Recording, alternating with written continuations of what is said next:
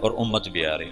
اس امت کو اللہ تعالیٰ نے ایسی جگہ رکھا جہاں کوئی اور آ کے ان کے مزاج کو خراب نہ کرے، ان کی صفات کو خراب نہ کرے، ان کی زبان کو خراب نہ کرے، ان کی طبع جو فطرت ہے اسے خراب نہ کرے. ایک ہے بگاڑ، وہ ایسا تھا جیسے ہیرے کے اوپر مٹی آ جائے. 4000 سال کسی تہذیب کو اندر نہیں جانے دیا. سعودی عرب دنیا کا واحد ملک ہے جس میں دریا کوئی نہیں. یہ واحد ملک ہے اکیلا پوری دنیا کے نقشے میں، یہ واحد ملک ہے جس میں دریا کوئی نہیں، ورنہ ہر ملک میں دریا ہے. جو ملک اتنا، ویسے تو اب اتنے سے جزیرے کو بھی ملک کہتے ہیں، مالدیپ کو بھی ملک کہتے ہیں، جن کا سب سے بڑا جزیرہ ٹوٹل 11 میل کا ہے، 11 کلومیٹر کا ہے. جو ان کا مالے دارالحکومت ہے اس کا نام ہے مالے، تو اس کا ٹوٹل رقبہ 11 کلومیٹر ہے. 11 کلومیٹر اس میں ختم ہو جاتا ہے. اور اس کے دائیں بائیں چھوٹے چھوٹے اور جزیرے ہیں، کوئی 2500 کے قریب، کوئی آدھے کلومیٹر کا، کوئی 1 کلومیٹر کا. ملک جسے ملک کہتے ہیں اس میں صرف سعودی عرب ایسا ملک ہے جس میں دریا کوئی نہیں. اور یہ جزیرۃ العرب ہے، یہ واحد جزیرۃ العرب ہے جس میں بارش نہیں ہوتی. جزیرۃ العرب کا مطلب اس کے 3 طرف سمندر ہے. 3 طرف، جس ملک کے 3 طرف سمندر ہو وہ مسلسل بارشوں کی زد میں ہوتی، مسلسل. تو آپ سعودی عرب کا نقشہ اٹھا کر دیکھو تو خلیج عقبہ، بحیرہ احمر اور نیچے بحیرہ عرب، اور 3 طرف کے سمندر کے باوجود سعودی عرب میں سال سال گزر جاتا ہے، بارش کا قطرہ نہیں گرتا. بیچارے حرمین والے استسقاء پڑھ رہے ہوتے ہیں اور نماز کے اندر دعا مانگ رہے ہوتے ہیں. وہ میں نے یہ دیکھا جب بھی میں گیا ہوں حرم میں اور انہوں نے دعا کے لیے ہاتھ اٹھائے ہیں بارش کی، تو اللہ نے بارش ضرور کی. اچھا یہ بارش کیوں نہیں ہوتی؟ 3 طرف سے سمندر ہو اور بارش نہ ہو، یہ کیا چکر ہے؟ تو اللہ تعالیٰ نے سعودی عرب کے پہاڑوں کو اس طرح رکھا ہے ترتیب کے ساتھ کہ مونسون ہواؤں کے لیے وہ رکاوٹ بن گئے ہیں. ہواؤں کے لیے رکاوٹ بن گئی. پہاڑوں والجبال ارساہا، پہاڑ کوئی عربوں نے تو نہیں لگائے تھے، اللہ نے ان کو اس ترتیب سے لگایا ہے. جو ارضیات کے ماہر ہیں، جیولوجی جس کو کہتے ہیں، جو ارضیات کے ماہر ہیں وہ یہ کہتے ہیں کہ یہ عجب بات ہے، جزیرہ ہے، 3 طرف سے سمندر ہے، اوپر جا کر اتنا سا ٹکڑا اردن کے ساتھ ملتا ہے خشکی والا، یوں سمندر جاتا ہے عراق کے ساتھ جا کر، اس طرف سے جاتا ہے، اس طرف سے جاتا ہے، اور پھر بارش نہیں ہوتی. کہ پہاڑ اللہ نے اس طرح لگائے ہیں کہ مونسون ہواؤں کے لیے پہاڑ رکاوٹ بن گئے، تو ہواؤں کا رخ پھیر دیتے ہیں پہاڑ. سبحان اللہ. یہ بارش کوئی نہیں، دریا کوئی نہیں. کیوں؟ کہ یہ سرسبز نہ رہے. کیوں؟ کہ اس میں غیروں کو طمع اور لالچ نہ رہے کہ یہ ہم نے فتح کرنا ہے. وہ تیمور تھا نا کمبخت، مجھے کسی بادشاہ پہ اتنا غصہ نہیں آتا جتنا تیمور پہ آتا. مسلمانوں میں ایسا لنگڑا تھا کمبخت وہ کہ مسلمان ہی ذبح کرتا رہا لوٹ مار کے لیے. تو کسی نے اس کو کہا ہندوستان میں بڑا خزانہ ہے، تو ہندوستان کتنے ہزاروں میل دور سمرقند سے اور پورا لشکر لے کر دلی پہ چڑھ گیا اور لاکھوں انسان ذبح کر دیے اور خزانہ لوٹ کے لے گیا.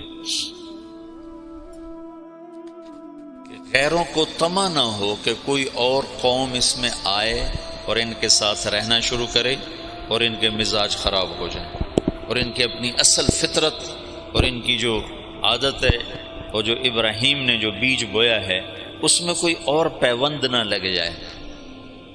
اس لیے اللہ نے بارش نہیں رکھی، سرسبز نہیں رکھا، فقر.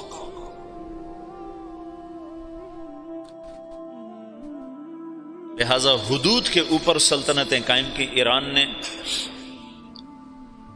حیرہ کو قابو کیا، اور نصارہ نے یمن کو قابو کیا، لیکن جو اندر ہے وہ 4000 سال ایسے.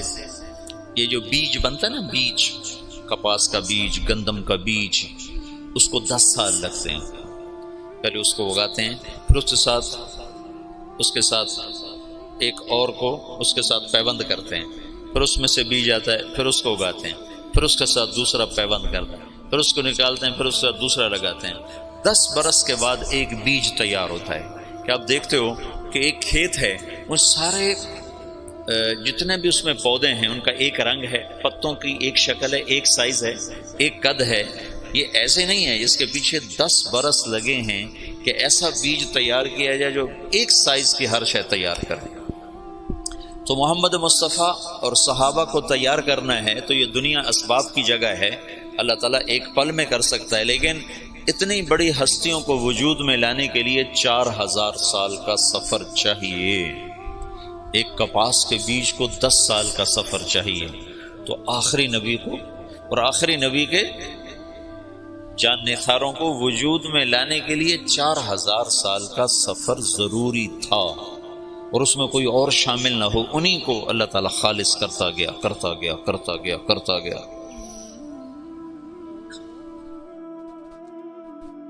اور پھر جا کر اللہ تعالیٰ نے محمد بن عبداللہ صلی اللہ تعالی علیہ وسلم کو وجود بخش اور کہا اٹھ قم فانذر وربک فکبر وثیابک فطہر والرجز فہجر ولا تمنن تستکثر ولربک فاصبر۔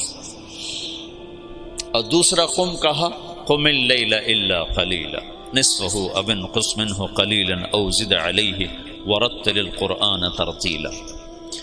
تو اللہ کا نبی موجود ہے، صحابہ موجود ہیں، اور قرآن اتر رہا ہے، اپنی جگہ پر آیت فٹ ہو رہی ہے۔ عمر رضی اللہ تعالیٰ عنہ نے عبداللہ بن عباس سے پوچھا یہ کیسے اختلاف ہو جائے گا؟ اللہ کے نبی نے خبر تو دی تھی کہ اختلاف ہو، من یعش منکم من بعدی وسیرا اختلافا کثیرا۔ تو حضرت عمر کہنے لگے اختلاف کیسے ہوگا؟ قرآن تو ایک ہے اور رسول بھی ایک ہے۔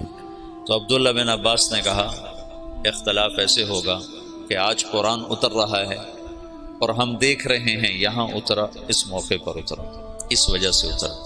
بعد میں آنے والی جو نسل ہوگی وہ قرآن ان کے سامنے ہوگا، اترنے کی جگہ ان کے سامنے نہیں ہوگی، تو اس آیت کو یہاں فٹ کریں گے، وہ اس آیت کو یہاں فٹ کریں گے، اس سے ان میں ٹکر ہو جائے گی۔ تو عمر رضی اللہ تعالیٰ نے ایک آہ بھرے کہ آئے ہائے ہاں یہ ہو جائے گا۔ تو اللہ کے نبی ایک ماحول بنا رہے ہیں، ہر آدمی سمجھ رہا ہے کہ میں دعوت کے لیے پیدا ہوا ہوں، دعوت دینا میرا کام ہے، میرا منصب نہ ملک ہے نہ مال ہے، میں پوری دنیا کے انسانوں کو اللہ کا پیغام پہنچانے کے لیے دنیا میں آیا ہوں۔ یہ رسول بھی اس لیے آیا ہے کہ پوری دنیا کے انسانوں تک اللہ کا پیغام پہنچا۔ دعوت میں تقریر نہیں ہے لمبی، آپ اسلم تسلم دیکھتے نہیں ہو۔ اللہ کے نبی کے خطوط کتنے مختصر، اللہ کے نبی کے خطبے کتنے مختصر۔ واضح و نصیحت کی زبان لمبی ہے، دعوت کی زبان مختصر ہے۔ ہاں دعوت کا درد بڑا لمبا ہے، دعوت کی تڑپ بڑی بے قرار کرنے والی ہے۔ اس بے قراری میں بھی ایک اللہ تعالیٰ نے مزہ رکھا ہے، وہ مزہ دیا تڑپ نے کہ یہ آرزو ہے میری، میرے دونوں پہلوؤں میں دل بے قرار ہوتا۔ اس کی بھی ایک تڑپ ہوتی ہے، اس تڑپ کا نام تبلیغ ہے۔ مولانا الیاس صاحب سے تبلیغ کا کام لیا جا رہا ہے۔ خطابت کے میدان میں عطاء اللہ شاہ بخاری شاہ سوار ہے، عشاء کے بعد کھڑا ہوتا ہے اور فجر کی اذان ہوتی ہے اور مجمع نہ سوتا ہے نہ اٹھتا ہے۔ ایسے خطیب ابوالکلام آزاد ہیں جو الفاظ کا جادو کر دیتے ہیں مجمع اور الفاظ کے سحر میں لوگ کھو جاتے ہیں۔ حبیب الرحمن لدھیانوی ہیں، عزیز الرحمن سیوہاروی ہیں، یہ اس زمانے کے بڑے خطبات۔ اور کس سے تبلیغ کا کام لیا جا رہا ہے؟ محمد الیاس بن محمد اسماعیل، جن کی زبان میں اتنی لکنت ہے کہ مولانا عبید اللہ صاحب رحمۃ اللہ علیہ نے مجھ سے کہا، عبید اللہ صاحب تھے نظام الدین، کہ بیان میں ایک لفظ کو 18 دفعہ کہنے کی کوشش کی، 18 دفعہ نہیں کہہ سکے، چھوڑ دو۔ اتنے